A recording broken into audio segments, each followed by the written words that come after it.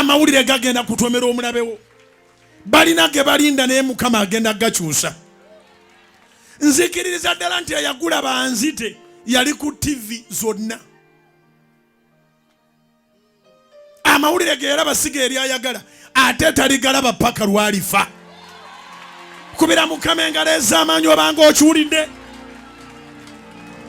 Eyangulira ab'emmundu ateekwa okubanga yali ku TV alinda n'essaawa azimanyi agenda okulaba gatandise okusaasaana bankubye amasasi kituufu naye ng'alinda alabe bwenfudde.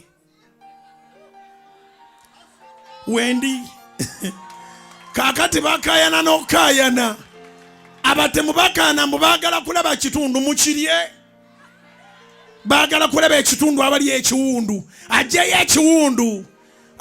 ekiwundu abasezi nja kuwangula kuba Yesu waali oyanfaako yantaasa mu masasi abanga nawe olina